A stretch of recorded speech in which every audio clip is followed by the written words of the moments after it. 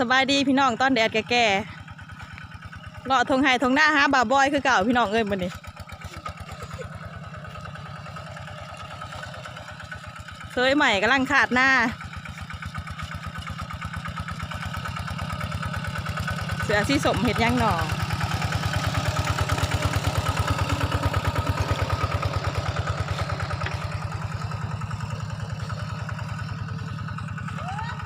ฝนบ่ตกมาดับหน้าซอยบ่าวบอยมื้อนี้พี่น้องแดดก็แดดฮ้อนก็ฮ้อนเบิ่งบ่าวบอยกำลังออกกำลังกายอยู่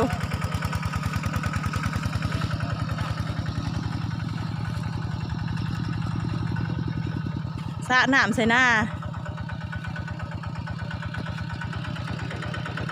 สบายดีท่านผู้ชมสระน้ำตัวนี้แดดกระดอกกระเดี่ยเนาะพี่น้อง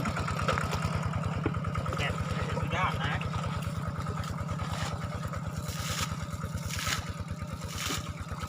เอาสิว่า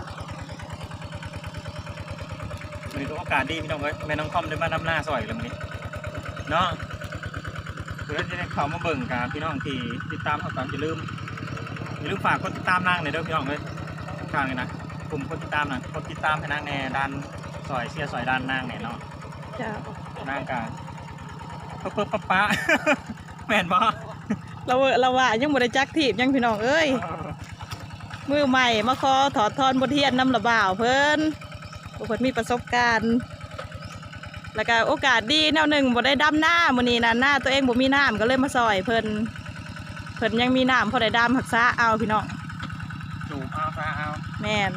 ขาส่งกับขาขนาดเลยแม่นเยอะเห็นที่ป้ายกระเป๋านะโมเมนต์24โมเมนต์ยังได้พี่น้องกระเป๋าโทรศัพท์ปฏิบัติรวยกว่าอีก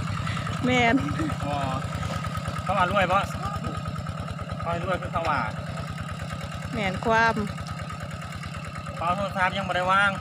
ลงมาแล้วก็ซ่าน้ำยังไม่ได้ห่อยไว้จริงๆก็ไปป้ายแบบนี้ตลอดครับหรือบ้าบางไม่ก็นานได้จังสิว่าผ้าอยู่ดำหน้ากับผ้ากระเป๋าเลือดจูบน้ำถึงฝั่งนั่นอีกนะเจ้าเพื่องมาจูบถึงฝั่งนั่นอีกแหงจนก่อนขี้ท้ายเขาพี่น้องเอ้ย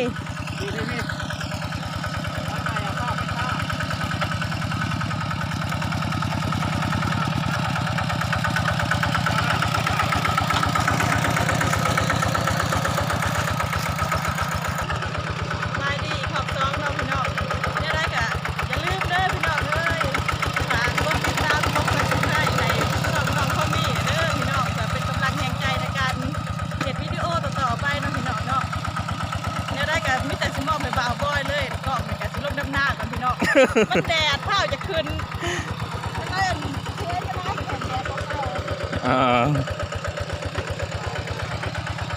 ไปแล้วครูน้องเคยหลามละขาดลุงเป็นคนซาหนามน้องเคยเป็นคนอันขาดเราต้องไล่หอมเด้อมันจะเหนียว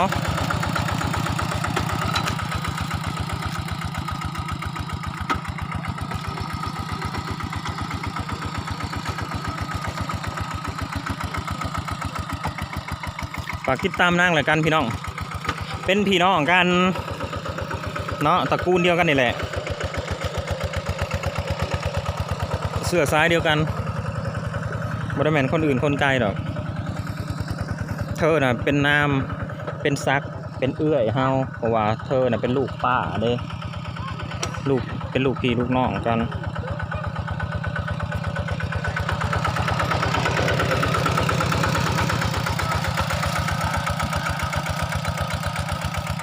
จูบน้ำปกตินะได้สาขู่ปีแล้วนี่ก็ดำพงก็ยังว่าหายนี่นะแล้วบัดนี้อันนี้นะข้างๆทั้งนี้นะสิบได้สาหลายได้สาปีนี่นะโอ้ยจะเป็นซาดฝนก็จักจังได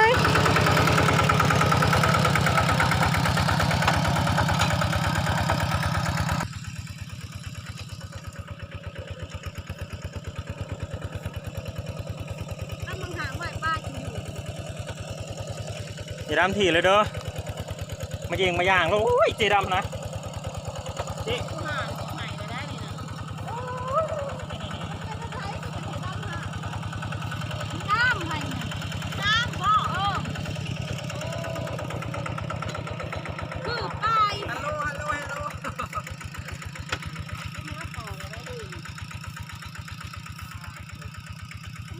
ให้ตายเถอะถ้าจะตายแล้ว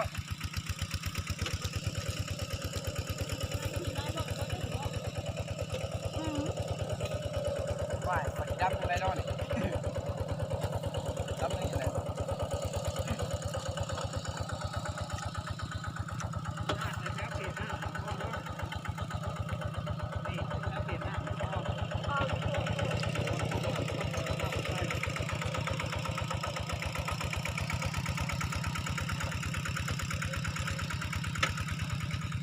ไปคนเคยดำสีดำหาง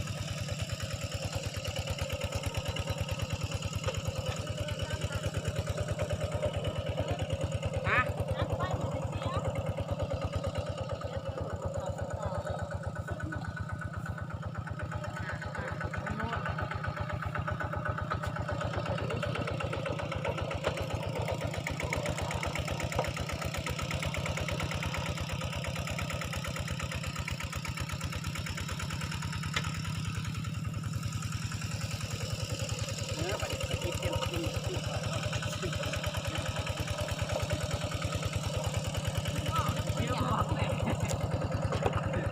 ใส่หมวกมาเถินไปลืม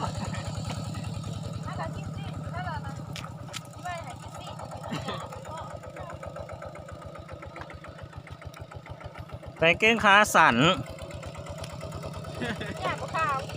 ในพานเดิน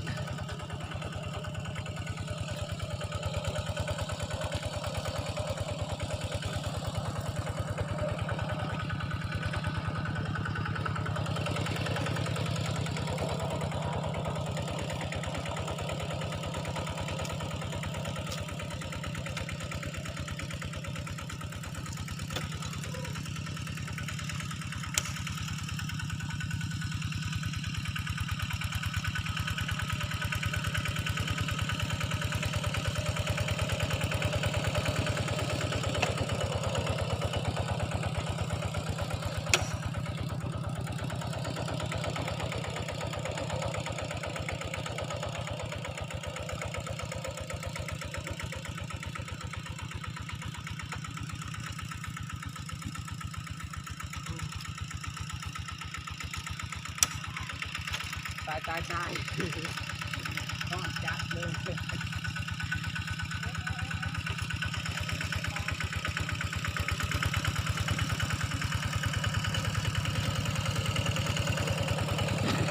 ไปกินข้าวเลี้ยงก่อนเดี๋ยวจะบอกเด้อ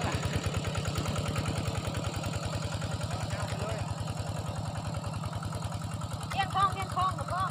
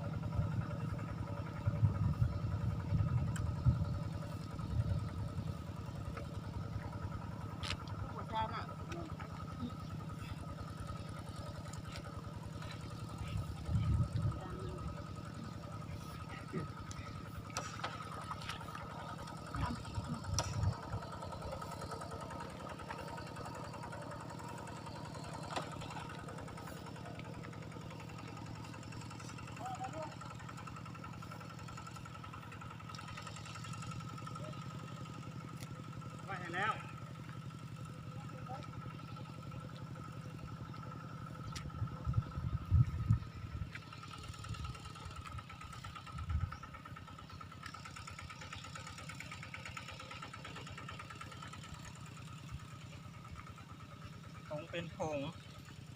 มาจักจูบหน้ามาจักซาหน้าให้ตายเถอะเทวดา อยากซับมากอกเทวดาเด้จริงๆนะ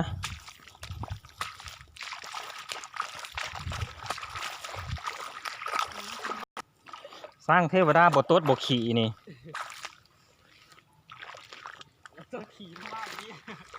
ขี่เป็นน้ำบ่ ขี่เป็นน้ำพอไม่ต้องขี่เป็นก้อนมึงขี่เป็นห่อนข้างขี่เป็นก้อนนะกูสิหัก ขี่เดียดขี่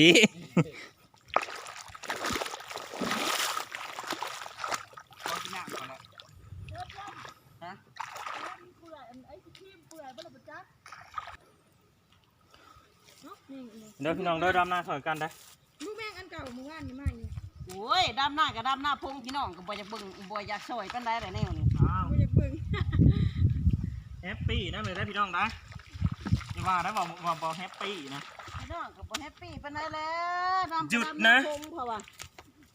บ่แทมแดดซะคนก็บ่ตกบ่ย่อย เอาโรดเดอร์พี่น้องวะ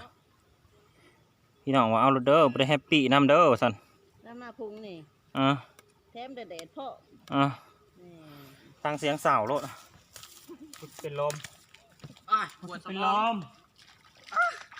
ปวดสมองเหลือเกิน มาดามเทินหน้ามันป่ะนี่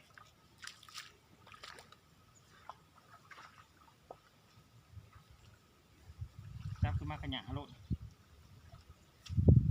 เรียนมา12 ปีแต่มา ไปอันลิขสิทธิ์เพลง ไอ้ดาวมาลอง จักปีก็ เขียนมา12 ปี 12 ปีผู้ เฮ้ยเพิ่นสิจบม.7เด้12 ปี ปีที่13กับ อ้าวมึงแข็ง ก็จบม.7ตัวดี เจ้าโมเจนละกาอาทัวอันเนี้ย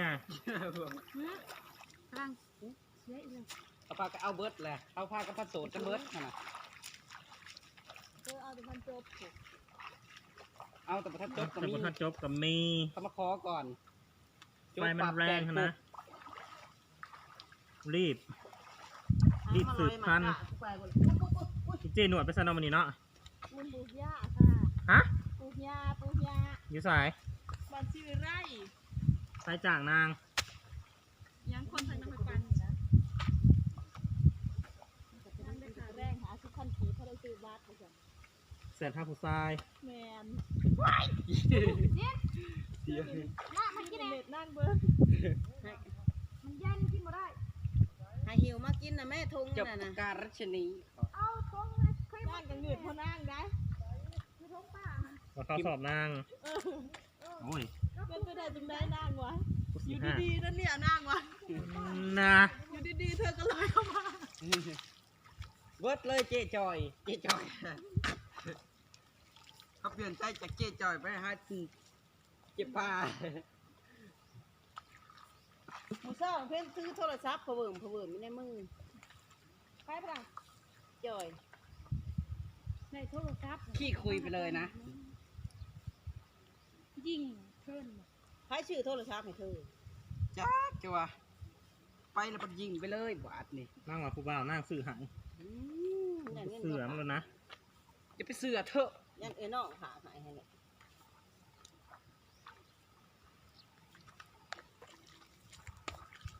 เธอร้ายมาก ตอนเธอมาบ้านฉันบ่อยๆคราวนี้เธอไม่มาใกล้เลย เธอยิงมากเลย มันไปเผามึงบ่เทิน บอยเอาอีเมลทุกวัน เผาแม่มึงกับตาเสียงหามึงหมดจัก ฮะว่ายฝ่ายเริ่มจิบปุ๊บเลยได้ก่อนแล้วนี่ เสือส้นๆใส่อยู่ประจักเนาะมีแต่มาขับไปหาแม่เนาะ สงสัยคอยไปให้ไปร่วมย่านกระเทยอยู่ มันเอิญเธอมึงอยู่อะไร ฮะ เอิญเธอมึงอยู่ ไม่เลย หมากบักงัวพูน พูดไหมบอกพี่ว่าแบบบอก บักต้นบักงัว ใช่ละ เห็นผู้ได้กระหมักเบิดนั่นละ เอาไว้สำนีได้พี่น้องเอ้ยลืมฝากกดไลค์กดแชร์กดติดตามนางเลยเด้อพี่น้องเด้อ เพิ่นก็เป็นละดูเด้ ละดูเป็นผู้หญิง ไปแล้ว ผู้ชาย เป็นคือการบอก